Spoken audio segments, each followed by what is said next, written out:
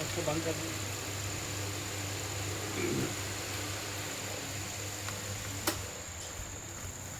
चलता है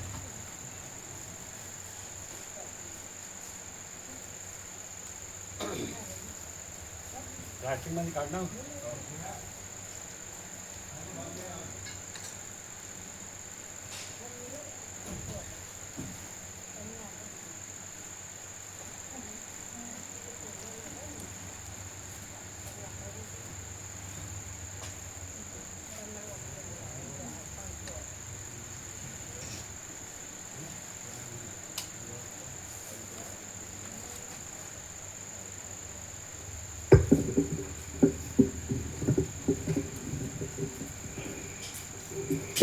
ओम ओम ओम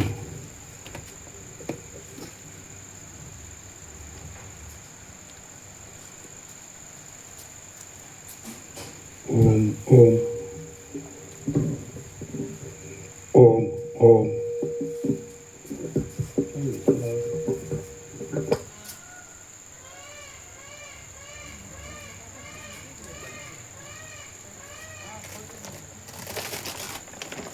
पूरा खोलो।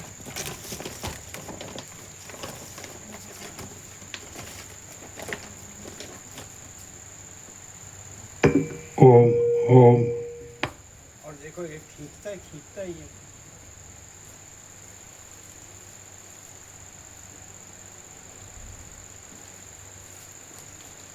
ठीक है। ओम ओम ये पूरा खुला है, ये भी फिट है।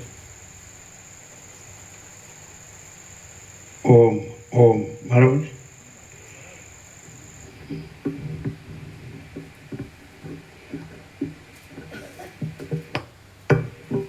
ओम ओम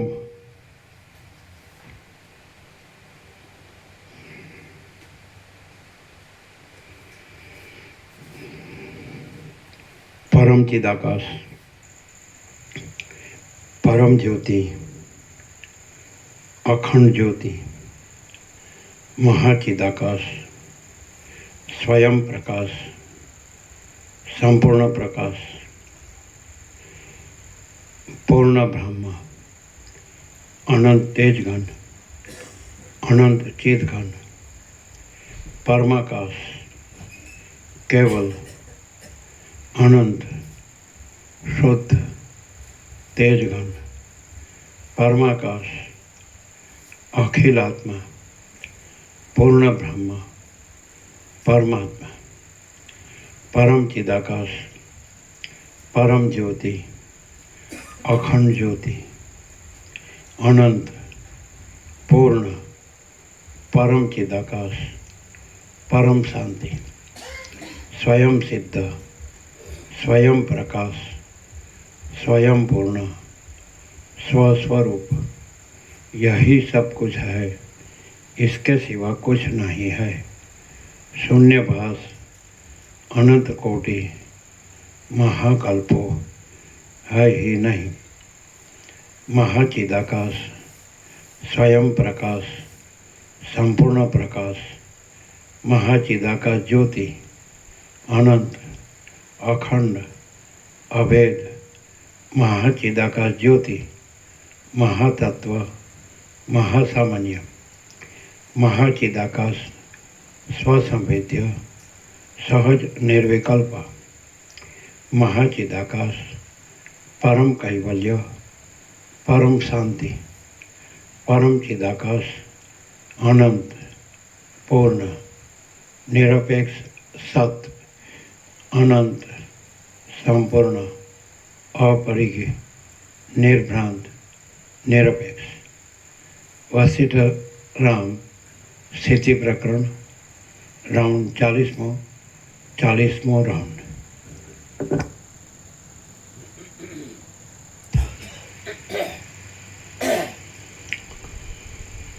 आद्य परब्रह्म सद्गुरु देव की जय। ओम श्री परमात्मने नमः। सद्ग्रंथों में शिरोमणि श्री योग वासिष्ठ महारामायण સ્થિતિ પ્રકરણ સર્ગ 36મો, પેજ નંબર 482, પેજ નંબર 482, સર્ગ 36મો, ચૈતન્ય સ્વરૂપનું વર્ણન. આ 36મા સર્ગમાં ચૈતન્ય સર્વમાં રહેલું હોવા છતાં પણ કોઈથી સંલગ્ન નથી અને સર્વ પદાર્થોની સ્થિતિ ચૈતન્યની સ્થિતિથી જુદી નથી એમ નિરૂપણ કરવામાં આવશે. રામ બોલ્યા, હે બ્રહ્મન, પરમાત્મા સર્વ દ્રશ્યોથી રહિત છે. તેમાં આવું આ જગત જે પ્રકારથી રહ્યું છે તે ફરીવાર પણ મને કહો, એટલે મને બોધની વૃદ્ધિ થાય. વશિષ્ઠ બોલ્યા, જેમ જળમાં ભવિષ્ય તરંગો અસ્ફુટ રીતે રહ્યા છે અને પોતાની જુદી સત્તાથી રહિત હોવાને લીધે નથી પણ રહ્યા, તેમ પરબ્રહ્મમાં આ સૃષ્ટિઓ અસ્ફુટ રીતે રહેલી છે અને પોતાની જુદી સત્તાથી રહિત હોવાને લીધે નથી પણ રહી. જેમ આકાશ સર્વદા રહ્યું હોવા છતાં પણ સૂક્ષ્મ હોવાને લીધે પ્રતીત થતું નથી, તેમ અંશોથી રહિત ચૈતન્ય તત્વ સર્વમાં વ્યાપક હોવા છતાં પણ પ્રતીત થયું નથી. ઢંકાયેલા અથવા ખુલ્લા સ્ફટિકમાં રહેલું પ્રતિબિંબ જેમ સત્ય કહેવાય એમ પણ નથી અને અસત્ય કહેવાય એમ પણ નથી, તેમ આત્મામાં રહેલી આ સૃષ્ટિ સત્ય કહેવાય એમ પણ નથી અને અસત્ય કહેવાય એમ પણ નથી. આકાશમાં રહેલા વાદળાનો આધાર આકાશ જ છે, પણ જેમ તેમનો આકાશને સ્પર્શ નથી, તેમ ચૈતન્યમાં રહેલી સૃષ્ટિઓનો આધાર ચૈતન્ય જ છે, પણ તેમનો ચૈતન્યને સ્પર્શ નથી. હે રામ, સૂર્યના કિરણો સર્વમાં પહોંચેલો હોવા છતાં પણ જેમ જળમાં જ પ્રતિબિંબિત થાય છે, તેમ ચૈતન્ય સર્વમાં રહેલું હોવા છતાં પણ પ્રાણીઓના શરીરોમાંથી જ જીવ રૂપે પ્રતિબિંબિત થાય છે. એ મહાચૈતન્ય સઘળા સંકલ્પોથી રહિત છે, સઘળા નામોથી રહિત છે અને અવિનાશી છે. જીવ, જગત તથા ઇન્દ્રિય ઇત્યાદિ નામો તેમાં જ કલ્પેલા છે. વિદ્વાનોની દ્રષ્ટિમાં એ ચૈતન્ય અંશોથી રહિત છે, સઘળા અનિર્વચનીય સંસારના સ્વરૂપભૂત છે અને તેમાં સર્વની એકતા જોવામાં આવે છે.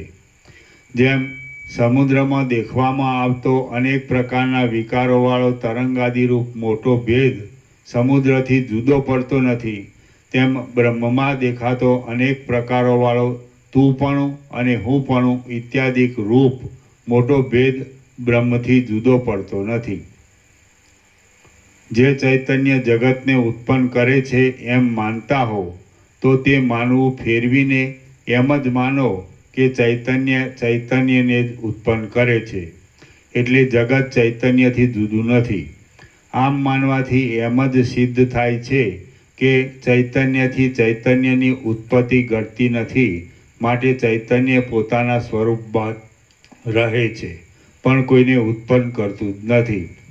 આ વાત જ્ઞાનીઓ સમજે છે, પણ અજ્ઞાનીઓ તો એમ જ કલ્પના કરે છે કે ચૈતન્યમાં સૃષ્ટિના સમયમાં કાંઈક જુદું આવી પડે છે અને તેમ હોવાથી જગત ચૈતન્યથી જુદું છે, પણ એ અજ્ઞાન છે.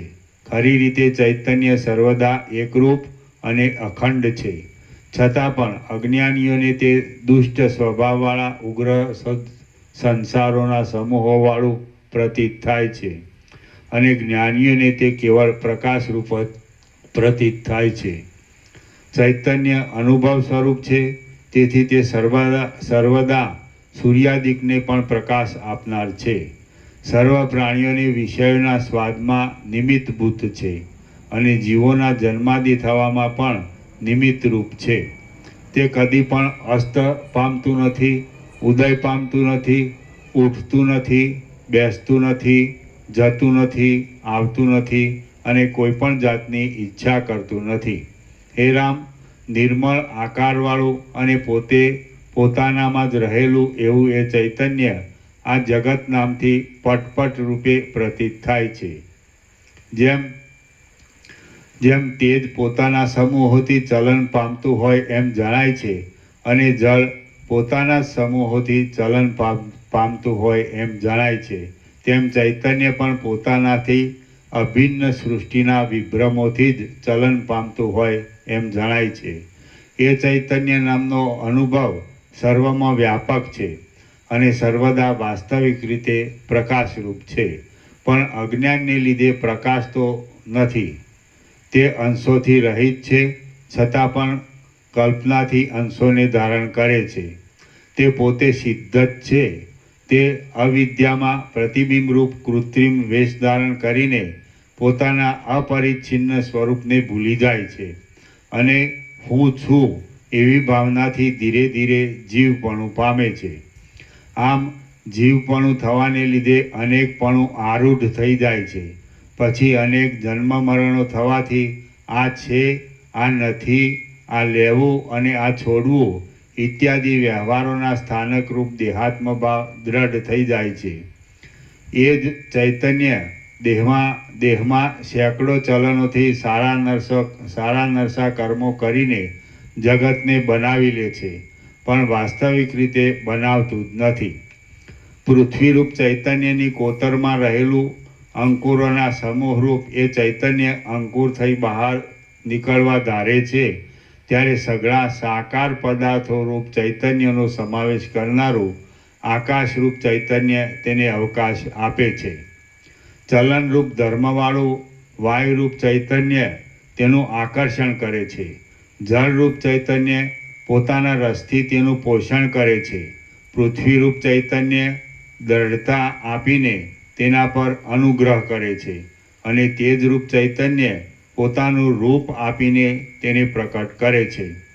આ રીતે કારણ પદાર્થરૂપ ચૈતન્યનો કાર્ય પદાર્થરૂપ ચૈતન્ય પર અનુગ્રહ થવાથી સ્થિતિ ચાલ્યા કરે છે. કાળરૂપ ચૈતન્ય અમુક વિરોધી પદાર્થોરૂપ ચૈતન્યની ઉત્પત્તિને રોકીને અમુક પદાર્થોરૂપી ચૈતન્યને ઉત્પન્ન થવાની આજ્ઞા આપે છે અને તેમની ઉપર અનુગ્રહ કરે છે. કૌંસમાં જેમ કે હેમંત ઋતુ જવના અંકુરોથી વિરુદ્ધ ખડ આદિની ઉત્પત્તિને રોકી જવના અંકુરોને ઉત્પન્ન થવાની આજ્ઞા આપે છે, સર્વ પદાર્થરૂપ ચૈતન્યમાં ફેરફાર કર્યા કરવો એ જ કાળરૂપ ચૈતન્યનો સ્વભાવ છે. પુષ્પોરૂપી ચૈતન્યમાં કેશરારૂપી ચૈતન્યનો ધીરે ધીરે જમાવ થતાં ગંધ નામનું ચૈતન્ય પ્રકટ થાય છે. માટીરૂપ ચૈતન્યની અંદર રહેલું રસરૂપ ચૈતન્ય વૃક્ષોરૂપ ચૈતન્યનો જમાવ થાય ત્યારે તે વૃક્ષોના મૂળિયાપણાને પ્રાપ્ત થાય છે. મૂળિયારૂપ ચૈતન્યમાં રહેલું રસરૂપ પાતળું ચૈતન્ય ફળપણાને પ્રાપ્ત થાય છે અને તે જ રસરૂપ ચૈતન્ય નાની નાની શિરાઓરૂપ થઈને પાંદડા આદિની રચનાને પ્રાપ્ત થાય છે. એ જ ચૈતન્ય તે સમયમાં ઇન્દ્રધનુષ્યના જેવા જુદા જુદા રંગો પકડી જૂના વૃક્ષોમાં નવીનતા સંપાદન કરીને અનુગ્રહ કરે છે. નવીનપણાનું સંપાદન કરનારો જે અનુગ્રહ થાય છે તે અનુગ્રહને તે પદાર્થોરૂપી ચૈતન્યની સ્થિતિ પ્રમાણે અને વનરૂપ ચૈતન્યની સ્થિતિ પ્રમાણે થાય છે. ઋતુઓનું રૂપ ધરીને ચૈતન્ય પોતપોતાના સમયમાં તે કાર્યરૂપે દેખાવ આપે છે. જેમ કે વસંત ઋતુના સમયમાં પુષ્પોના તથા પલ્લવોના સમૂહોનો દેખાવ થાય છે. ગ્રીષ્મ ઋતુના સમયમાં સૂર્યના તેજની જે શક્તિઓનો ગરમી રૂપે દેખાવ થાય છે. વર્ષા ઋતુના સમયમાં શ્યામ વાદળાઓની પંક્તિઓનો દેખાવ થાય છે. શરદ ઋતુના સમયમાં સઘળી જાતના ધાન્યોનો દેખાવ થાય છે. હેમંત ઋતુના સમયમાં દશે દિશાઓમાં હિમનો દેખાવ થાય છે અને શિશિર ઋતુના સમયમાં જળને પણ કઠિન બનાવી નાખે એવા શીતળ પવનનો દેખાવ થાય છે. આમ સંવત્સરો તથા યુગો આદિરૂપે કાળ પોતાની મર્યાદાને છોડતો નથી અને તે પણ ચૈતન્યનો જ વિવટ છે. જેમ મોટી નદીમાં તરંગોના સમૂહો ઉત્પન્ન થયા કરે છે તેમ ચૈતન્યમાં સૃષ્ટિઓ ઉત્પન્ન થયા કરે છે. કેટલાયક પદાર્થોને સ્થિર રાખવા રૂપ ચતુરાઈ કરનારો સૃષ્ટિનો એક જાતનો નિયમ છે. તેથી સર્વ લોકોના આધારરૂપ પૃથ્વી પ્રલય પર્યંત ધરી ઉપર રહ્યા કરે છે. આ પણ ચૈતન્યનો જ વિવર્ત છે.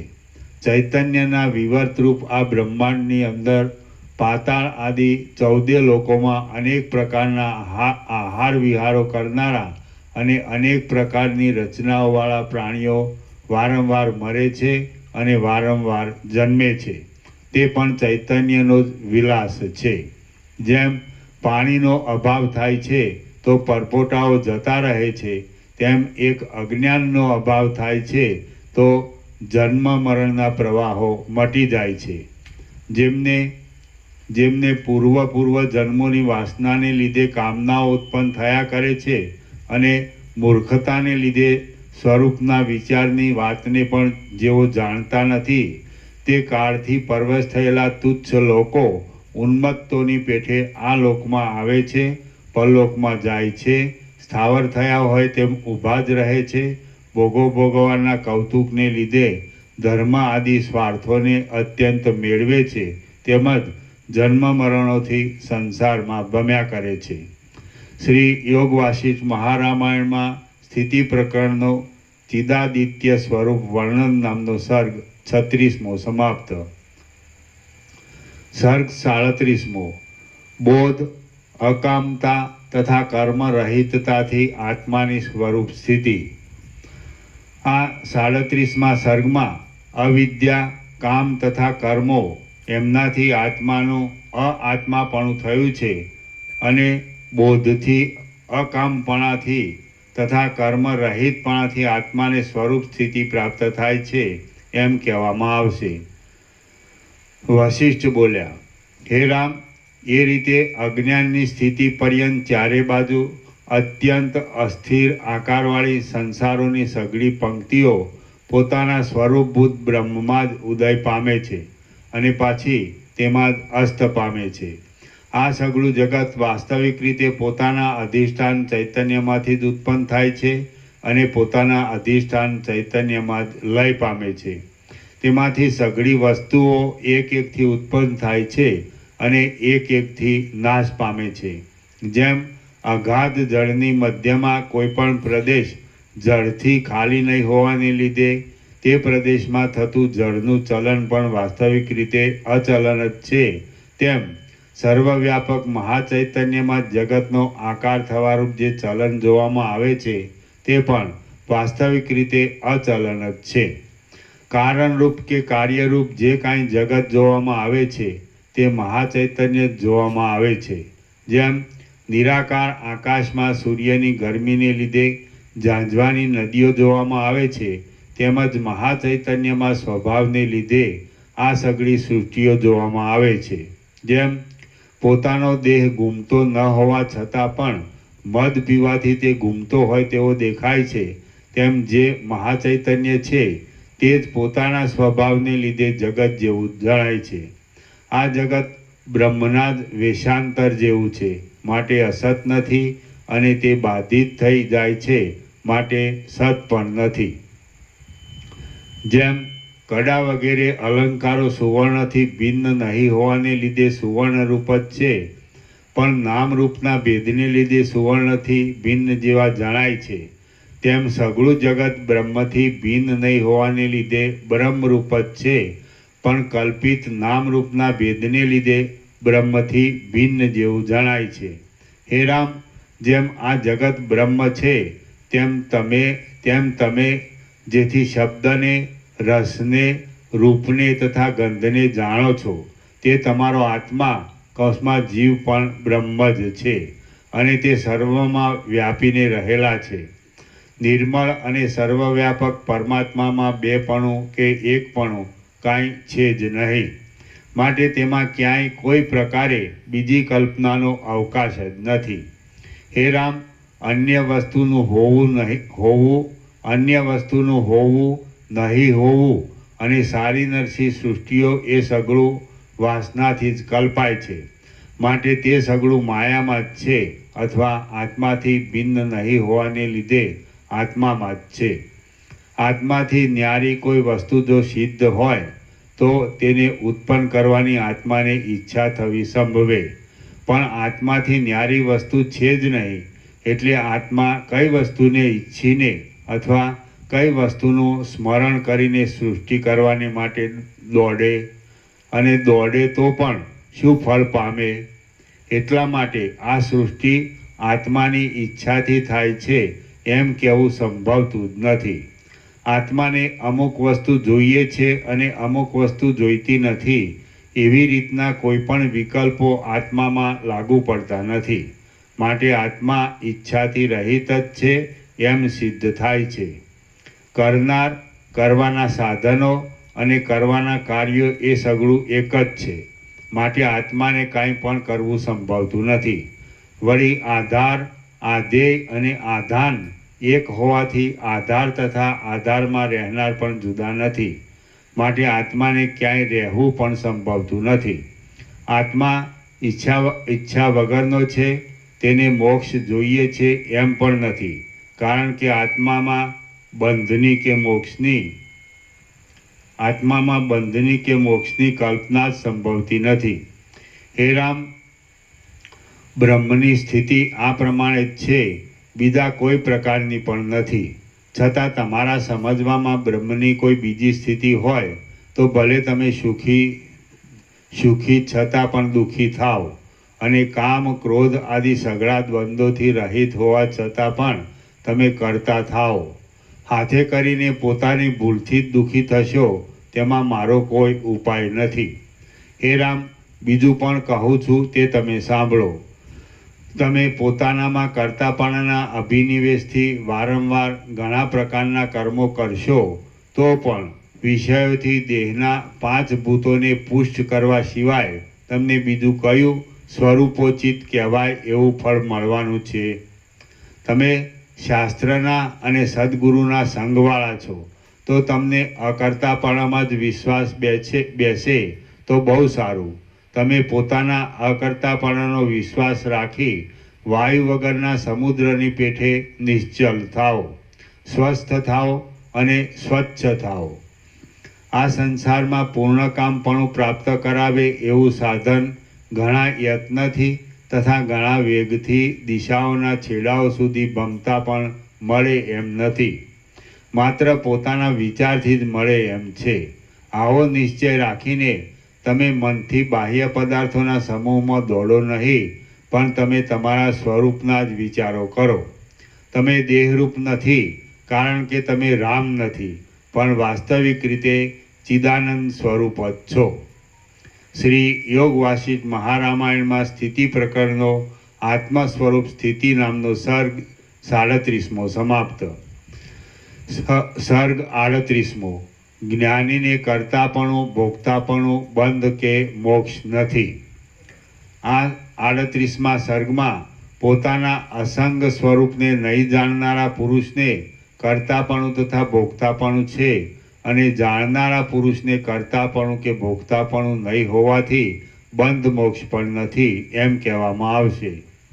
વશિષ્ઠ બોલ્યા, હે રામ, આ પ્રમાણે છે એટલા માટે સુખ દુઃખ આપનારા કર્મોમાં અથવા સમાધિના અભ્યાસ આદિમાં તત્વવેત્તા પુરુષોનું જે કરતાપણું જોવામાં આવે છે તે મુદ્દલ છે નહીં, અને મૂર્ખ લોકોનું કર્મમાં જે કરતાપણું જોવામાં આવે છે તે છે જ.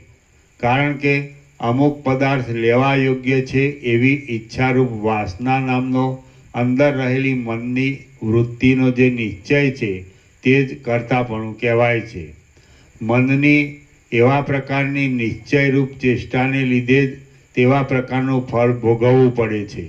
પુરુષ પોતાની વાસના પ્રમાણે ક્રિયા કરે છે અને ક્રિયા કર્યા પ્રમાણે ફળ ભોગવે છે. માટે જો વાસનાથી ક્રિયા કરવામાં આવે તો જ કરતાપણું થાય છે, અને કરતાપણું હોય તો જ ભોગતાપણું થાય છે એવો સિદ્ધાંત છે. કહ્યું છે કે પુરુષ શરીરથી ક્રિયા કરતો હોય કે ન કરતો હોય તો પણ મનમાં જે વાસના હોય તે પ્રમાણે તેને સ્વર્ગમાં કે નરકમાં ફળ ભોગવવું પડે છે.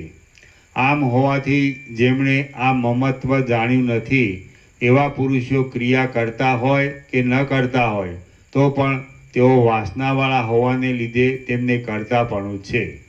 પણ તત્વવેત્તાઓ તો વાસના વગરના જ હોય છે, તેથી તેમને કરતાપણું નથી. જેણે તત્વ જાણ્યું હોય એવા પુરુષની વાસના જેણે હા ઉપરથી મમત્વ હા. બોલે ત્યાં તત્વ આવે. હા જેણે તત્વ ન જાણ્યું હોય. હા જેણે તત્વ જાણ્યું હોય એવા હા ઉપરથી આમ હોવાથી જેમણે આ મમત્વ જાણ્યું નથી તત્વ જાણ્યું નથી. તત્વ અમે ઊંઘતા હોય તો જગાડજો.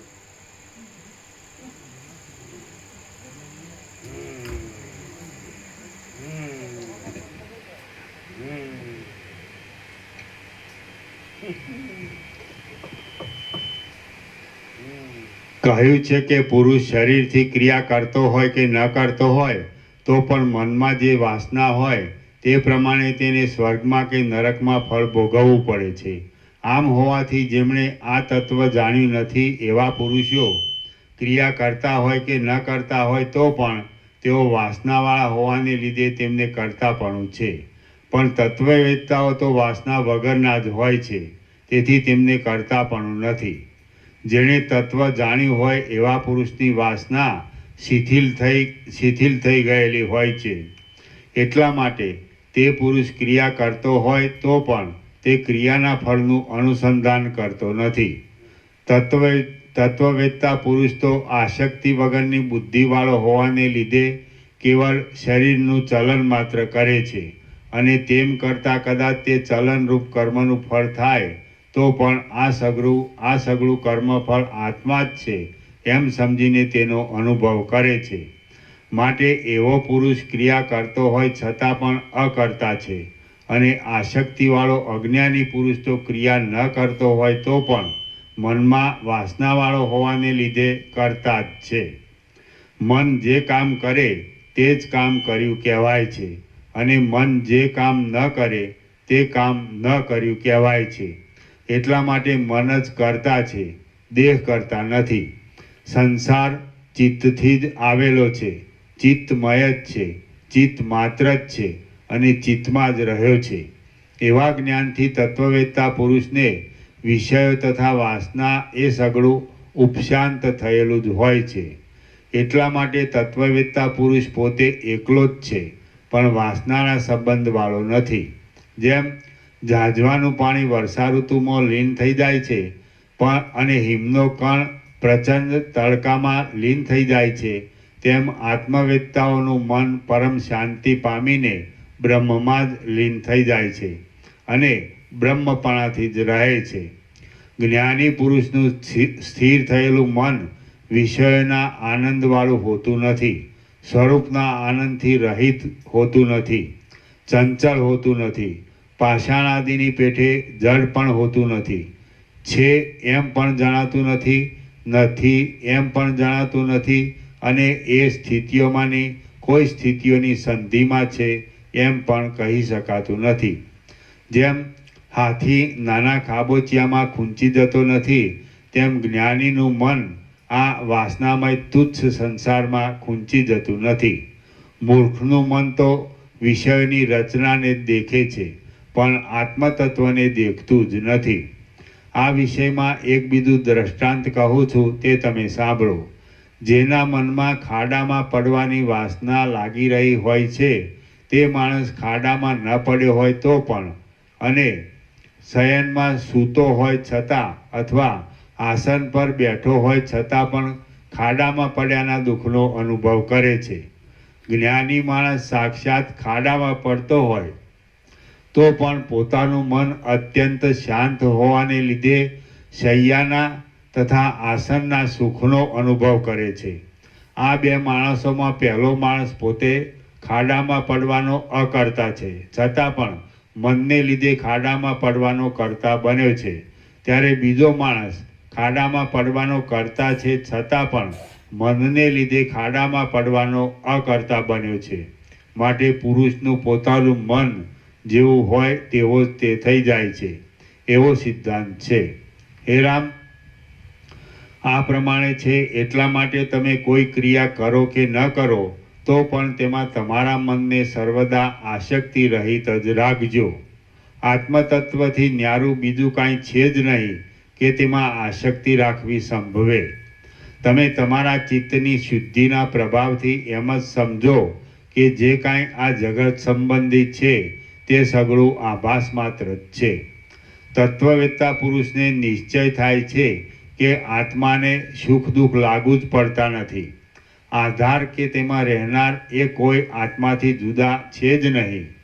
હું સઘળા પદાર્થોથી ન્યારો છું, મોવાળાના છેડાના હજારમાં ભાગ જેવો સૂક્ષ્મ છું, અકર્તા છું તથા અભોગતા છું. અથવા જે કાંઈ આ દ્રશ્ય છે તે સઘળું હું જ છું, અથવા સર્વ જગતનો પ્રકાશક તથા સર્વવ્યાપક હું જ છું. ત્યારે તેને ઈષ્ટની પ્રાપ્તિની અને અનિષ્ટના નાશની ચિંતારૂપી જ્વર શમી જાય છે. તે તત્વવેત્તાના ચિત્તની વૃત્તિ પ્રારબ્ધના ભોગને માટે કેવળ લીલાથી જ વ્યવહારોમાં રહે છે.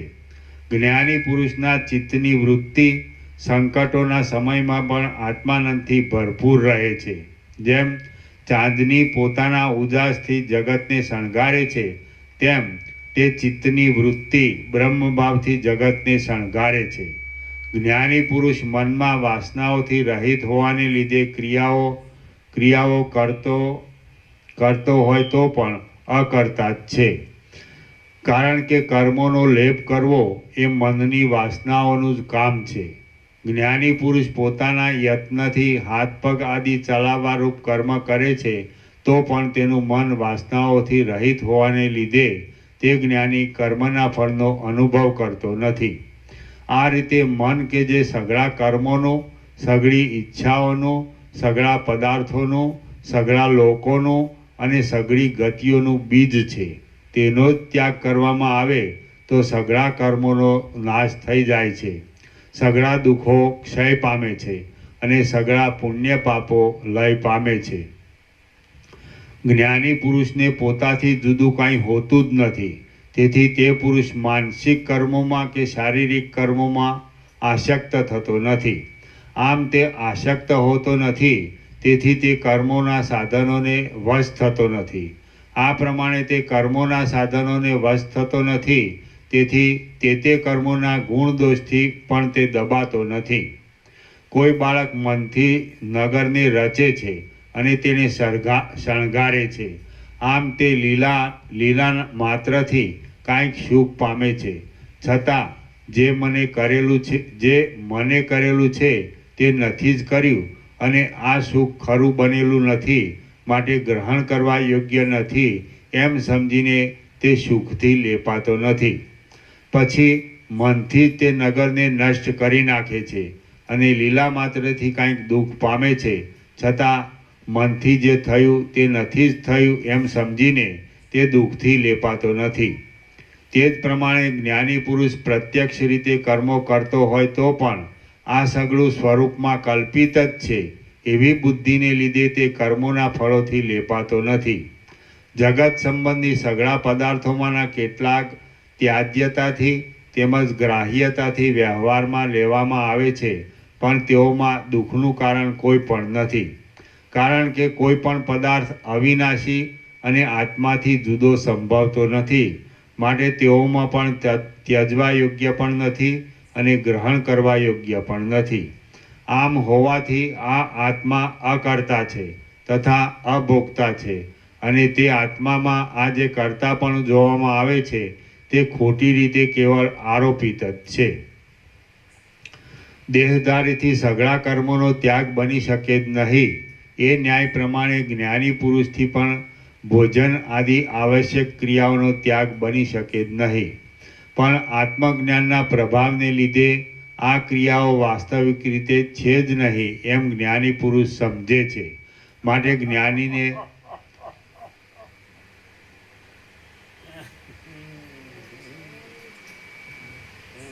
દેહધારીથી સઘળા કર્મોનો ત્યાગ બની શકે જ નહીં.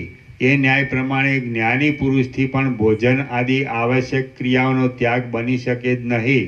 પણ આત્મજ્ઞાનના પ્રભાવને લીધે આ ક્રિયાઓ વાસ્તવિક રીતે છે જ નહીં એમ જ્ઞાની પુરુષ સમજે છે. માટે જ્ઞાનીને કર્તાપણું કે ભોગતાપણું પ્રાપ્ત થતું નથી. આત્મતત્વનો યથાર્થ વિચાર કરતા કોઈ ક્રિયાઓ જ નથી. એમ હોવાથી કર્તાપણું કે ભોગતાપણું પણ છે જ નહીં. જેમની બુદ્ધિને ઇન્દ્રિયોએ, વિષયોમાં રાગદ્વેષ આદિએ અને તેમના કારણભૂત પુણ્ય પાપોએ પરવશ કરી નાખેલી હોય છે, તેવા અજ્ઞાનીઓને જ કર્તાપણું તથા ભોગતાપણું પ્રાપ્ત થાય છે. પણ સ્વતંત્ર વિચારવાળા જ્ઞાની પુરુષોને કર્તાપણું કે ભોગતાપણું પ્રાપ્ત થતા નથી. જેમનું મન સંસારમાં આસક્ત નથી, તેમને બંધ જ નથી અને બંધ નહીં હોવાથી મોક્ષ પણ નથી. પરંતુ જેમનું મન સંસારમાં આસક્ત હોય છે, તેમને તો બંધ તથા મોક્ષ આદિ સઘળું છે. જ્ઞાની પુરુષને યથાર્થ રીતે સઘળું આત્મતત્વરૂપ જ જોવામાં આવે છે. માટે જ્ઞાની પુરુષ પોતાની દ્રષ્ટિથી કોઈ પદાર્થમાં પ્રવૃત્તિ કે નિવૃત્તિ કરતો નથી. કોઈ પદાર્થમાં બેપણું કે એકપણું ગણતો નથી. તે તો એમ જ સમજે છે કે આત્મતત્વ સઘળી શક્તિઓવાળું હોવાને લીધે તે જ આ પ્રવૃત્તિ નિવૃત્તિ આદિ સઘળું દેખાડે છે. કોઈ પદાર્થમાં પ્રવૃત્તિ કે નિવૃત્તિ અથવા કોઈ પદાર્થમાં બેપણાની કે એકપણાની બુદ્ધિ જ્ઞાની પુરુષને સ્વરૂપથી ભિન્ન દ્રષ્ટિથી હોતી નથી. પણ બીજાઓને ભ્રાંતિને લીધે જ્ઞાની પુરુષમાં તે છે એમ પ્રતીત થાય છે. બંધ પણ નથી, મોક્ષ પણ નથી, બંધનનું સાધન પણ નથી અને મોક્ષનું સાધન પણ નથી. બંધ, મોક્ષ આદિની પ્રતીતિરૂપ દુઃખ અજ્ઞાનને લીધે જ છે. માટે તે જ્ઞાનથી ટળી જાય છે. હે રામ, જગતમાં મોક્ષ પણ કલ્પિત હોવાને લીધે મિથ્યા છે અને બંધ પણ કલ્પિત હોવાને લીધે મિથ્યા જ છે. અર્થાત બંધ અને મોક્ષ મિથ્યા કલ્પ્યા છે. આથી તમે સર્વ કલ્પનાઓનો ત્યાગ કરી અહંકારથી રહિત થઈ, ધીર થઈ, વ્યવહાર કરવા છતાં પણ બુદ્ધિથી આત્મામાં જ નિષ્ઠા રાખીને પૃથ્વીમાં રહો. શ્રી યોગ વાસિષ્ઠ મહારામાયણમાં સ્થિતિ પ્રકરણનો ઉપશમ વર્ણન નામનો સર્ગ 38મો સમાપ્ત. સર્ગ 39મો. રામને પ્રબોધ કરવા માટે વશિષ્ઠનો વિચાર. રામ બોલ્યા, હે ભગવાન, આમ છે તો એક અને નિર્વિકાર એવા બ્રહ્મમાં ભીંત વગરના ચિત્ર જેવી આ સૃષ્ટિની ઉત્પત્તિ ક્યાંથી થઈ? હે મહાત્મા, આ મને કહો. વશિષ્ઠ બોલ્યા, હે રાજકુમાર, જે બ્રહ્મ તત્વ છે તે જ આ જગત રૂપે દેખાવ આપે છે. એ બ્રહ્મ સર્વશક્તિમાન છે. એટલા માટે કાર્યપણું, કારણપણું, એકપણું, અનેકપણું, આદિપણું અને અંતપણું ઇત્યાદિ સઘળી શક્તિઓ બ્રહ્મમાં દેખાય છે. જે શક્તિઓ છે તેઓ પણ બ્રહ્મ જ છે, બીજું કાંઈ નથી. જેમ સમુદ્રના જળનું પૂર ચંદ્રના ઉદયને લીધે પ્રફુલ્લિત થઈ તરંગોના નાચ આદિ અનેક આકારો દેખાડતું જોવામાં આવે છે, તેમ પરમાત્મા પણ પોતાના ચૈતન્યપણાને લીધે જીવપણાને અને કર્મમય, વાસનામય તથા મનોમય સઘળી શક્તિઓને એકઠી કરે છે, દેખાડે છે, ધારી રાખે છે, ઉત્પન્ન કરે છે અને પછી તિરોહિત કરી દે છે. સઘળા જીવોની સઘળી દેખાવોની અને સઘળા પદાર્થોની ઉત્પત્તિ સર્વદા બ્રહ્મથી થયા કરે છે. જેમ સમુદ્રના તરંગો સર્વદા સમુદ્રમય જ છે, સમુદ્રમાંથી જ ઉત્પન્ન થાય છે અને પાછા સમુદ્રમાં જ પ્રવેશ કરે છે, તેમ સઘળા પદાર્થો સર્વદા બ્રહ્મમય જ છે, બ્રહ્મમાંથી જ ઉત્પન્ન થાય છે અને પાછા બ્રહ્મમાં જ સમાઈ જાય છે. રામ બોલ્યા, હે ભગવાન, આ આપના વાક્યનો સંદર્ભ પરસ્પરથી અત્યંત વિરુદ્ધ જણાય છે. આથી તેનો અભિપ્રાય મારા સમજવામાં આવતો નથી. જેને છએ ઇન્દ્રિયો પહોંચતી નથી એવું ચૈતન્યાત્મક બ્રહ્મ ક્યાં અને જડરૂપ આ પ્રપંચની રચના ક્યાં? ચૈતન્યમાંથી જડ ઉત્પન્ન થાય છે એમ કહેવું જ સંભવતું નથી. જો આ પ્રપંચ બ્રહ્મથી ઉત્પન્ન થયો હોય તો બ્રહ્મ જેવો જ હોવો જોઈએ. જે જેમાંથી ઉત્પન્ન થયેલું હોય તે તેવું જ હોવું જોઈએ એવો નિયમ દેખાય છે. જેમ કે દીવામાંથી ઉત્પન્ન થયેલો દીવો દીવા જેવો જ હોય છે. પુરુષથી ઉત્પન્ન થયેલો પુરુષ પુરુષ જેવો હોય છે અને ધાન્યથી ઉત્પન્ન થયેલું ધાન્ય જેવું જ હોય છે. આમ છે તેથી પ્રપંચ જો નિર્વિકાર બ્રહ્મથી ઉત્પન્ન થયો હોય તો નિર્વિકાર જ હોવો જોઈએ, પણ જડ ન હોવો જોઈએ. હવે જગત બ્રહ્મથી ઉત્પન્ન થયું છે એટલે પ્રપંચ તો જડ જ છે. આમ જ્યારે તે જડ છે ત્યારે તે પરમાત્માથી જુદો છે. આથી નિષ્કલંક પરમાત્મામાં જડ પદાર્થની ઉત્પત્તિરૂપ કલંક પ્રાપ્ત થાય છે. વશિષ્ઠ બોલ્યા, હે રામ, જે કાંઈ આ જગત દેખાય છે તે બ્રહ્મ જ છે. બ્રહ્મમાં કોઈ પ્રકારનો મેલ છે જ નહીં. સમુદ્રમાં તરંગોના સમૂહો રૂપે જળ જ સ્ફુરે છે, પણ બ્રહ્મમાં કોઈ પ્રકારનો મેલ છે જ નહીં. બ્રહ્મમાં કોઈ પ્રકારનો મેલ છે જ નહીં. સમુદ્રમાં તરંગોના સમૂહો રૂપે જળ જ સ્ફુરે છે, પણ ધૂળ સ્ફૂરતી નથી. તેમ બ્રહ્મમાં પ્રપંચ રૂપે ચૈતન્ય સ્ફુરે છે, પણ જળ સ્ફૂરતું નથી. હે રઘુવર, જેમ અગ્નિમાં ઉષ્ણપણા વિના બીજી કોઈ કલ્પના જ નથી, તેમ બ્રહ્મમાં ચૈતન્યપણા વિના બીજી કોઈ કલ્પના જ નથી. રામ બોલ્યા, હે બ્રહ્મન, બ્રહ્મ તો દુઃખ રહિત છે. ત્યારે બ્રહ્મથી ઉત્પન્ન થયેલું જગત દુઃખમય જ છે. માટે બ્રહ્મની અને જગતની એકતા ન જ હોવી જોઈએ. આમ છતાં આપ એકતા કહો છો, માટે આપના વચનનો અર્થ મારાથી સમજાતો નથી. વાલ્મીકી બોલ્યા, આ પ્રમાણે રામચંદ્રજીએ શંકા કરી ત્યારે મુનિવર વશિષ્ઠજીએ રામને ઉપદેશ કરવાના સંબંધમાં વિચાર કર્યો કે હજી આ રામની બુદ્ધિ અત્યંત પ્રફુલ્લિત થઈ નથી, પણ કંઈક નિર્મળ થયેલી છે અને તેથી તે જગત સંબંધી તર્કોમાં તણાતી જાય છે. જે પુરુષ બ્રહ્મ વિચારમાં પ્રવીણ થયો હોય, જાણવાનું જાણી ચૂક્યો હોય અને જે પુરુષ વિવેકના બળથી મોહના ઉપાયરૂપ એવી વાણીના પારને પહોંચ્યો હોય, તે પુરુષની દ્રષ્ટિથી તો બ્રહ્મમાં કોઈ પણ દોષ નથી. કારણ કે ચૈતન્યરૂપ પરબ્રહ્મમાં ક્યાંય પણ જગતરૂપી મેલ છે જ નહીં. આ વિષય જ્યાં સુધી રામને ચોખ્ખે ચોખ્ખો કહેવામાં આવશે નહીં, ત્યાં સુધી રામને વિશ્રાંતિ મળશે નહીં. પરંતુ રામની બુદ્ધિ હજી સુધી પૂર્ણ વ્યુત્પન્ન થઈ નથી, તે અર્ધ વ્યુત્પન્ન થઈ છે. માટે રામની પાસે ચોખ્ખે ચોખ્ખી વાત કહી દેવી પણ અનુકૂળ પડે તેમ નથી. રામ હજી સુધી ભોગ દ્રષ્ટિથી જ દ્રશ્યોની જ ભાવના કરે છે, એટલે તેમનો બોધમાં પ્રવેશ થતો નથી. જેને બ્રહ્મ દ્રષ્ટિ પ્રાપ્ત થઈ હોય તેને ભોગની ઈચ્છા થાય જ નહીં.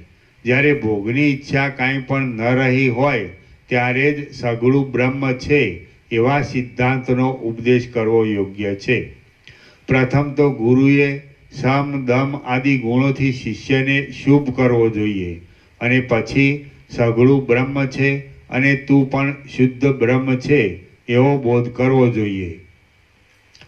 જે શિષ્ય અજ્ઞ હોય અને અડધું સમજેલો હોય તેને જે ગુરુ સઘળું બ્રહ્મ છે એવો બોધ આપે છે તે ગુરુ શિષ્યને મોટા નરકોના સમૂહમાં નાખે છે. જેને ભોગોની ઈચ્છા ટળી ગઈ હોય, મનોરથો ન રહ્યા હોય અને જેની બુદ્ધિ વ્યુત્પન્ન થઈ હોય તેવા મહાત્મા શિષ્યને જ બ્રહ્મમાં અવિદ્યારૂપ મેલ છે જ નહીં એમ ઉપદેશ કરવો યોગ્ય છે. શિષ્યની બુદ્ધિની પરીક્ષા કર્યા વિના જે ગુરુ તેને બોધ આપે છે તે મૂળ બુદ્ધિવાળો ગુરુ જ જગતનો પ્રલય થતાં સુધી નરકમાં પડ્યો રહે છે. અજ્ઞાનરૂપી અંધકારને તોડનાર પૃથ્વીના સૂર્યરૂપ મુનિશ્રેષ્ઠ વશિષ્ઠે એ પ્રમાણે વિચાર કરીને નીચે પ્રમાણે કહ્યું. વશિષ્ઠ બોલ્યા, હે નિષ્પાપ રામ, બ્રહ્મમાં પ્રપંચની કલ્પનારૂપ કલંક છે કે નહીં એ વાત તમે પોતાની મેળે સમજશો, અને નહીં સમજો તો તે વિષય સિદ્ધાંતના સમયમાં નિર્વાણ પ્રકરણમાં તમને કહેવામાં આવશે, પણ હમણાં કહેવામાં નહીં આવે. હમણાં તો તમે એટલું જ સમજો કે બ્રહ્મ સઘળી શક્તિઓવાળું છે, સર્વવ્યાપક છે, અપરિચ્છિન્ન છે અને જે સર્વ છે તે હું જ છું. તમે કેટલાય ઇન્દ્રજાળ કરનારા લોકોને જુઓ છો. તેઓ માયાથી વિચિત્ર ક્રિયાઓ કરીને સાચાનું ખોટું કરી દે છે અને ખોટાને સાચું કરી દે છે. તે જ પ્રમાણે આ આત્મા પણ માયાથી રહિત હોવા છતાં પણ માયાવી જેવો છે. તે મોટી ઇન્દ્રજાળ કરનારો છે. તે ગળાને લુગડું કરી નાખે છે, લુગડાને ગળો કરી નાખે છે, પથરામાં લતાને ઉત્પન્ન કરે છે, લતામાં પથરાને ઉત્પન્ન કરે છે, મેરુ પર્વતના સુવર્ણના શિખરમાં નંદનવન બનાવે છે, કલ્પવૃક્ષોમાં રત્નોના ગુચ્છો ઉત્પન્ન કરે છે અને ગંધર્વ નગરમાં બગીચાની પેઠે આકાશમાં વાડી વાવે છે. તે ભવિષ્યના આકાશમાં કલ્પનાથી નગરપણું કરી દે છે. જેમ ગંધર્વ નગરના રાજાના અંતઃપુરમાં તે ઘણી રાણીઓને લાવી મૂકે છે, તેમ આકાશને નીલતાથી રહિત કરીને ધરતી પર લાવી મૂકે છે. જગતમાં જે કાંઈ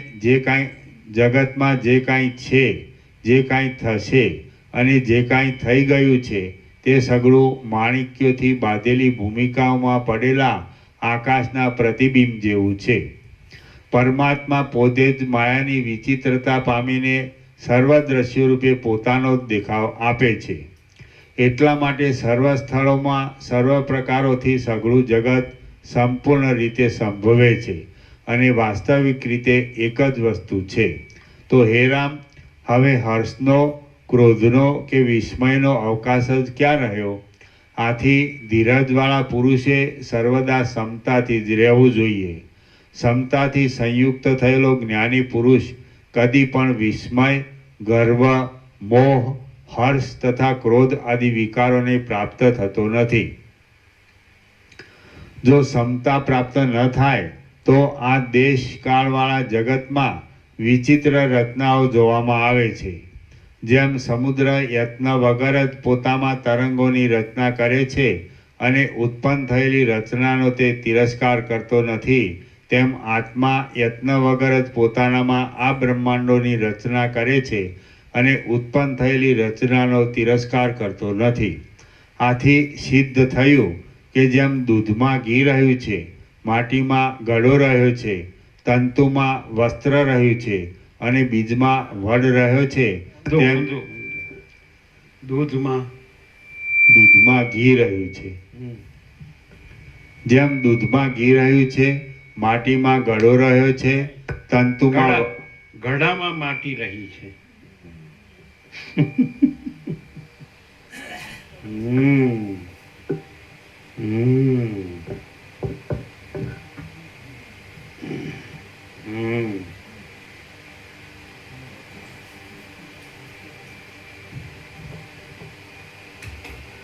પછી આથી સિદ્ધ થયું કે જેમ દૂધમાં ઘી રહ્યું છે, ગળામાં માટી રહી છે, તંતુમાં વસ્ત્ર રહ્યું છે અને બીજમાં વડ રહ્યો છે, તેમ આત્મામાં સઘળી શક્તિઓ રહેલી છે અને તેઓ પ્રકટતા પામીને વ્યવહારમાં આવે છે. આ જે વ્યવહાર દ્રષ્ટિ કહી તે એક જાતની કલ્પના જ છે. વાસ્તવિક રીતે જોતા જગત તરંગોની પેઠે રચાયેલું જ નથી. માટે જગતમાં કોઈ કરતા પણ નથી, ભોગતા પણ નથી અને કોઈનો વિનાશ પણ નથી. કેવળ આત્મતત્વ સાક્ષી છે, નિષ્કલંક છે અને સમતાને લીધે કાંઈ પણ ગરબડ નહીં પામતા સર્વદા પોતાના સ્વરૂપમાં જ રહેલું છે. એ આત્મતત્વની સત્તાથી જ આ સગળો પ્રપંચ બને છે. જેમ દીવાની સત્તાથી પ્રકાશ પોતાની મેળે જ થાય છે, જેમ સૂર્યની સત્તાથી દિવસ પોતાની મેળે જ થાય છે અને જેમ પુષ્પની સત્તાથી સુગંધ પોતાની મેળે જ થાય છે, તેમ આત્માની સત્તાથી જગત પોતાના મેળે જ થયું છે. આ જગત આભાસ માત્ર છે અને દેખાયા કરે છે આ જગત આભાસ માત્ર જ છે અને દેખાયા કરે છે એટલું જ છે, પણ તે બ્રહ્મની સત્તાથી જુદી સત્તાવાળું નથી. જેમ વાયુનું ચલન વાયુથી ભિન્ન પણ નથી અને અભિન્ન પણ નથી, તેમ આ જગત બ્રહ્મથી ભિન્ન પણ નથી અને અભિન્ન પણ નથી, પરંતુ અનિર્વચનીય, નિરૂપણ કરી શકાય નહીં એવું છે. જગત આત્માના સામીપ્ય માત્રથી પ્રગટ થાય છે અને તેના દોષોનો આત્માને વાસ્તવિક રીતે કાંઈ પણ લેપ નથી. તે છતાં આત્મા જાણે જગતનો કરતા હરતા હોય એમ આપણા અજ્ઞાનને લીધે જણાય છે. આમાં કેવળ એટલું જ સમજવાનું છે કે જેમ પુષ્પો જેવા તારાઓ આકાશમાં કોઈ સમયે પ્રકટ થાય છે, કોઈ સમયે થોડા પ્રકટ થાય છે અને કોઈ સમયે પ્રકટ થતા જ નથી, તેમ આત્મામાં આ બ્રહ્માંડો અજ્ઞાનના સમયમાં પ્રકટ થાય છે, જ્ઞાનની ઉત્પત્તિના સમયમાં થોડા પ્રકટ થાય છે અને જ્ઞાનની પાક દશાના સમયમાં પ્રકટ જ થતા નથી. જે પદાર્થ આત્માની સત્તાથી જુદી સત્તાવાળો હોય તેનો નાશ થવો સંભવે, પણ જે પદાર્થ આત્માની સત્તાથી જુદી સત્તાવાળો ન હોય તેનો નાશ થવો કેમ સંભવે? જે પદાર્થ આત્માની સત્તાથી જુદી સત્તાવાળો હોય તેની ઉત્પત્તિ થવી સંભવતી નથી, પણ જે પદાર્થ આત્માની સત્તાથી જુદી સત્તાવાળો ન હોય તેની ઉત્પત્તિ થવી સંભવે છે. માટે જો જગતને ઉત્પન્ન થયેલું માનીએ તો આત્માથી જ ઉત્પન્ન થયેલું અને આત્માથી જ સત્તા પામેલું માનવું જોઈએ. વાસ્તવિક રીતે જોતા જે પદાર્થની સત્તાથી જુદી સત્તાવાળો ન હોય તેની ઉત્પત્તિ માનવી પણ અયોગ્ય છે. એટલા માટે જગતની ઉત્પત્તિ જ થઈ નથી ને ઉત્પત્તિ કે નાશ નથી, એટલા માટે જગતની જુદી સ્થિતિ હોવી એ પણ સંભવિત નથી. આમ હોવાથી સમજવાનું એ છે કે બીજી કોઈ સામગ્રીથી નહીં પણ વાસ્તવિક સચ્ચિત સ્વરૂપના બળથી જ સર્વ પદાર્થોનો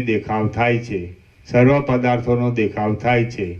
દેખાવ થતાં જ આત્માને તે પદાર્થોમાં અભિમાનનો ઉદય થાય છે ને અભિમાન કાળે કરી દ્રઢ થાય છે અને તેનું દ્રઢપણું થતાં તરત જ લાખો સ્કંધોવાળું વિચિત્ર શુભાશુભ રૂપ ફળોના સમૂહોવાળું અને ઘણી ઘણી શાખાઓવાળું સંસારરૂપી વૃક્ષ ઘણું વિસ્તીર્ણ તથા ઘણું ઉત્પન્ન થાય છે.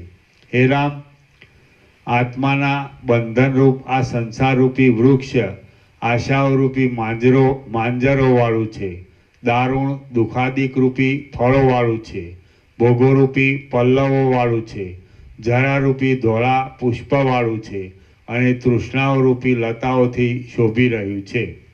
તેને વિવેકરૂપી ખડગથી કાપી નાખીને તમે જીવન મુક્ત થાઓ અને થાંભલાથી છૂટા થયેલા મોટા હાથીની પેઠે અહીં વિહાર કરો.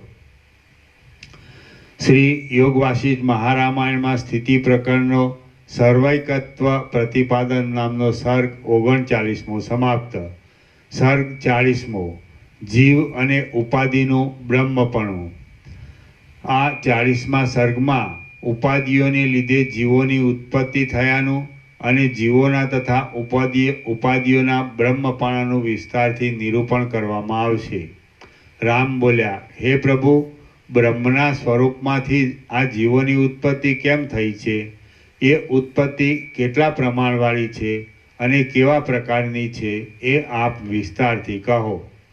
વશિષ્ઠ બોલ્યા, હે મહાબાહુ, આ વિચિત્ર પ્રાણીઓની જાતિઓ જે રીતે ઉત્પન્ન થાય છે, જે રીતે નાશ પામે છે, જે રીતે મુક્ત થાય છે, જે રીતે વધે છે અને જે રીતે તિરોહિત થઈને રહે છે તે સંબંધમાં હું સંક્ષેપથી તમારી પાસે કહું છું.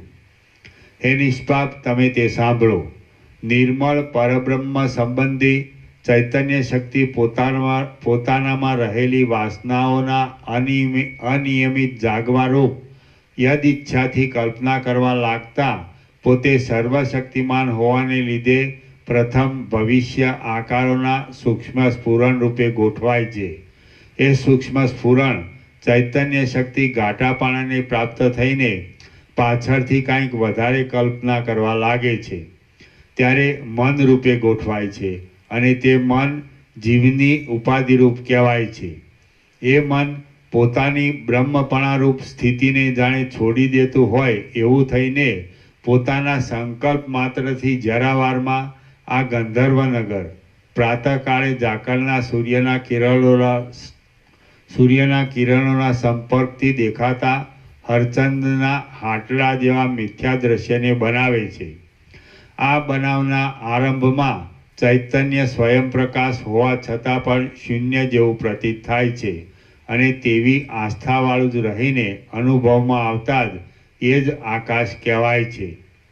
મનરૂપ ચૈતન્ય પોતાની અંદર પોતે જ બનાવેલા એ આકાશમાં બ્રહ્માનો સંકલ્પ કરીને પોતાને જ બ્રહ્મા થયેલું દેખે છે અને તે બ્રહ્મા દક્ષ આદિ પ્રજાપતિઓ સહિત જગતની કલ્પના કરે છે.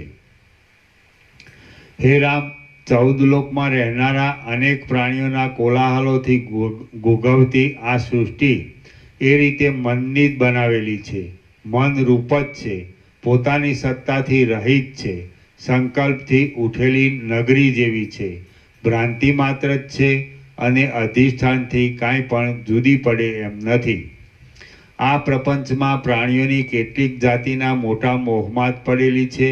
કેટલાક પ્રાણીઓને જ્ઞાન પણ પ્રાપ્ત થયું છે અને કેટલાક પ્રાણીઓ મોક્ષને માટે યત્ન કરવા છતાં પણ વૈરાગ્યની દ્રઢતા નહીં હોવાને લીધે વારંવાર વચમાં જ ભ્રષ્ટ થઈ જાય છે. પૃથ્વીમાં રહેનારી પ્રાણીઓની સઘળી જાતિઓમાં જે મનુષ્ય જાતિ છે તે બ્રહ્મ વિદ્યાના ઉપદેશનું પાત્ર છે, કારણ કે એ જાતિ ઘણી ચિંતાવાળી છે, દુઃખોથી ઘેરાયેલી છે અને મોહથી, દ્વેષથી તથા ભયથી આતુર છે. આથી તેને વૈરાગ્ય ઉત્પન્ન થવાનો સંભવ છે.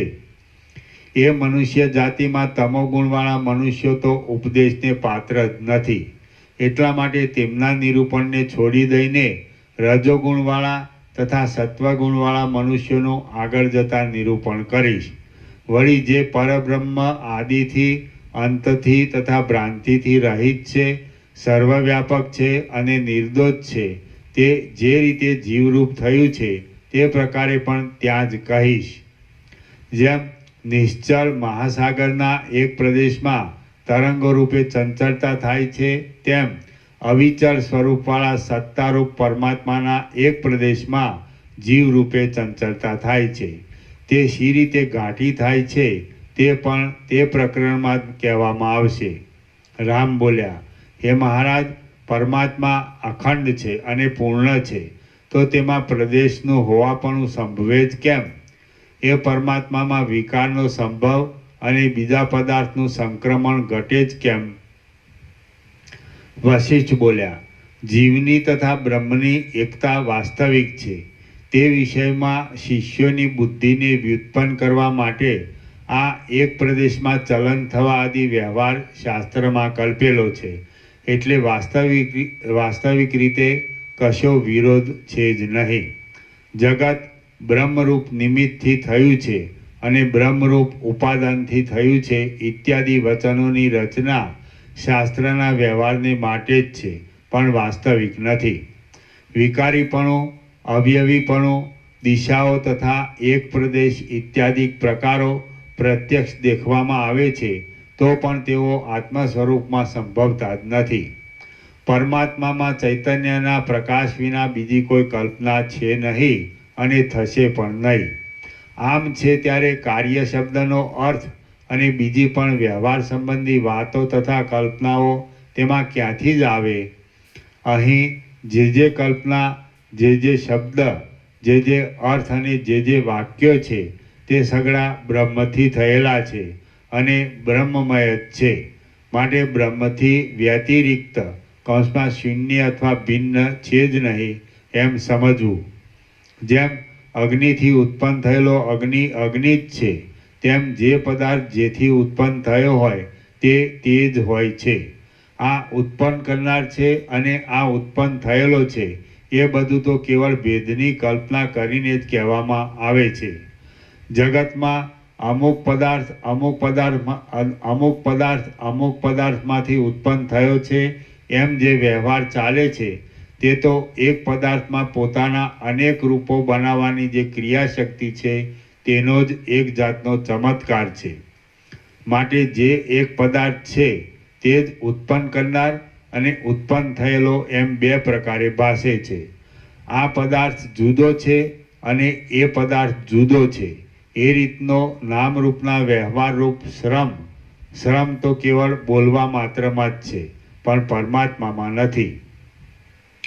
જો પરમાત્મામાં એ ભેદ હોય તો પરમાત્માનું અખંડપણું તૂટી જાય છે. મન ક્રિયાશક્તિથી ઉત્પન્ન થયું છે અને એ મનની શક્તિથી નામોના વ્યવહાર ચાલે છે અને નામોના વ્યવહારમાં દ્રઢ અભ્યાસ થવાથી જ બીજો જોઈતો વ્યવહાર નિષ્પન્ન થાય છે.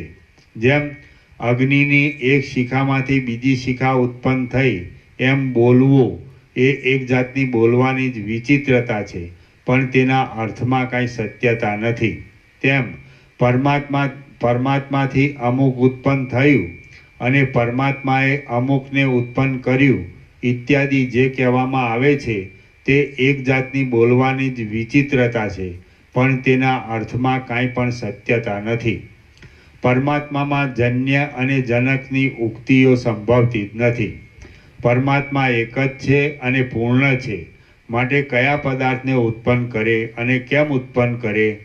એકમાંથી બીજાની અને બીજામાંથી ત્રીજાની ઉત્પત્તિ થવાનું કહેવું એ એક જાતનો વાણીનો સ્વભાવ જ છે, પણ તેમ કહેવાથી મૂળ તત્વમાં કંઈ ભેદ કે સંખ્યા આદિ પ્રાપ્ત કરી શકાય નહીં. સમુદ્રમાં જોવામાં આવતા કલ્લોલો જેમ સમુદ્ર છે, તેમ પરબ્રહ્મમાં જે નામરૂપો જોવામાં આવે છે તે બ્રહ્મ છે એમ વિદ્વાનોએ નિશ્ચય કર્યો છે. જીવ બ્રહ્મ છે, મન બ્રહ્મ છે, બુદ્ધિની વૃત્તિઓ બ્રહ્મ છે, સઘળા પદાર્થો બ્રહ્મ છે, તે પદાર્થોના નામો બ્રહ્મ છે, ઈશ્વર બ્રહ્મ છે અને અહંકાર તથા પાંચ ભૂત આદિ તત્વો પણ બ્રહ્મ છે. આ સઘળું જગત બ્રહ્મ છે અને તે છતાં જેમ દોરડીથી સર્પ ન્યારો છે તેમ બ્રહ્મ જગતથી ન્યારું છે. દોરડીથી આ સઘળું જગત બ્રહ્મ છે અને તે છતાં જેમ દોરડીથી સર્પ ન્યારો છે સર્પથી દોરડી ન્યારી છે અને જેમ દોરડીથી સર્પથી દોરડી ન્યારી છે એમ જગતથી બ્રહ્મ ન્યારું છે.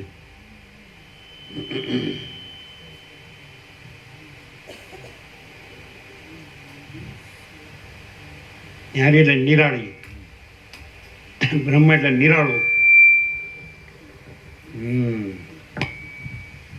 આ સઘળું જગત બ્રહ્મ છે અને તે છતાં જેમ સર્પથી દોરડી ન્યારી છે તેમ બ્રહ્મ જગતથી ન્યારું છે. વાસ્તવિક રીતે તો આ જગત છે જ નહીં, પણ જે કાંઈ છે તે સઘળું બ્રહ્મ જ છે. પરમાત્મામાં આ પદાર્થ અન્ય છે અને આ પદાર્થ અન્ય છે એવી રીતના વિભાગોની કલ્પના કરીને બોલવું એ એક જાતની અજ્ઞાનરૂપ ભ્રાંતિથી જ છે. વાસ્તવિક રીતે જોતા એ બોલવામાં શી સત્યતા છે? જેમ અગ્નિમાંથી શિખા થાય છે તેમ બ્રહ્મમાંથી આ જગત થયું છે, તો જેમ અગ્નિમાં અને શિખામાં ભેદ નથી તેમ બ્રહ્મમાં અને જગતમાં ભેદ નથી. તે છતાં જે ભિન્ન ભિન્ન પદાર્થોની કલ્પના થઈ છે તે સઘળી મનની ચપળતાથી થઈ છે. બ્રહ્મ નિત્યસિદ્ધ છે અને કૂટસ્થ છે, તેમાં કોઈ પ્રકારનો ભેદ સિદ્ધ જ થતો નથી. જે વાત પિત્તાદિક દોષથી ચંદ્રમાં બેપણાનું જ્ઞાન થાય છે અને તે જ્ઞાનથી બે ચંદ્ર છે એમ કહેવામાં આવે છે એ મિથ્યા જ છે, તેમ અજ્ઞાનરૂપ દોષથી આત્મામાં પદાર્થોના ભેદનું જ્ઞાન થાય છે અને તે જ્ઞાનથી પદાર્થો જુદા જુદા છે એમ કહેવામાં આવે છે એ સઘળું મિથ્યા જ છે. જેમ દ્રષ્ટિના દોષવાળાઓને એક જ ચંદ્ર બે રૂપે પ્રતીત થાય છે, તેમ અજ્ઞાનના દોષવાળાઓને બ્રહ્મ જ દ્વૈત રૂપે પ્રતીત થાય છે. બ્રહ્મ સ્વરૂપ સર્વરૂપ છે, સર્વવ્યાપક છે અને અંત વગરનું છે, તેથી જુદું કંઈ પણ સંભવતું નથી. બ્રહ્મથી જે ઉત્પન્ન થયેલું માનવામાં આવે છે તે પણ બ્રહ્મ જ છે. બ્રહ્મ તત્વ વિના બીજું કાંઈ પણ હોવું સંભવતું નથી. જે કાંઈ આ જગત છે તે સઘળું બ્રહ્મ જ છે એમ સમજવું એ જ વાસ્તવિક છે. હે મહાબુદ્ધિમાન રામચંદ્ર, ઘણો ખરો આવા પ્રકારનો સિદ્ધાંત જ્યારે તમારી બુદ્ધિમાં લાગુ થશે ત્યારે જ તમારી પાસે સિદ્ધાંત સંબંધી અનેક રહસ્યો કહેવામાં આવશે. જગતમાં માયા આદિ કોઈ પણ પદાર્થો બ્રહ્મથી ભિન્ન ઉત્પન્ન થયા નથી. તો પણ જ્યારે તમને તે વિષયનું અજ્ઞાન મળશે ત્યારે સઘળા રહસ્યો સંપૂર્ણ રીતે તમારા જાણવામાં આવશે. જેમ રાત્રિના અંધારાનો ક્ષય થાય ત્યારે સ્થાવર જંગમ જગત સ્ફુટ જોવામાં આવે છે, તેમ મિથ્યા પદાર્થનો બાદ થાય ત્યારે બ્રહ્મ તત્વ યથાર્થ રીતે જાણવામાં આવે છે. હે રામ, જ્યારે અજ્ઞાનથી દૂષિત થયેલી દ્રષ્ટિ વડે આ જે સઘળું જગત સઘળી દિશાઓમાં વિસ્તીર્ણ થયેલું જોવામાં આવે છે તેનો અને અજ્ઞાનનો નાશ સંપૂર્ણ બાદ થશે ત્યારે નિર્મળ દર્પણ જેવા અને વાસ્તવિક સત્યતાવાળા નિર્મળ પરમપદમાં તમને અખંડ નિર્મળતા જણાશે. એ વાતમાં કશો સંશય નથી. શ્રી યોગ વાસિષ્ઠ મહારામાયણમાં સ્થિતિ પ્રકરણનો બ્રહ્મવેદમ સર્વ જગદિતિ પ્રતિપાદન નામનો સર્ગ 40મો સમાપ્ત. ઓમ ઓમ ઓમ. 494. પ્રસાદ આપી દે. લાડુ પ્રસાદ અપાઈ ગયા કે છે? આ તો જે નવા આવ્યો હોય ને આપો.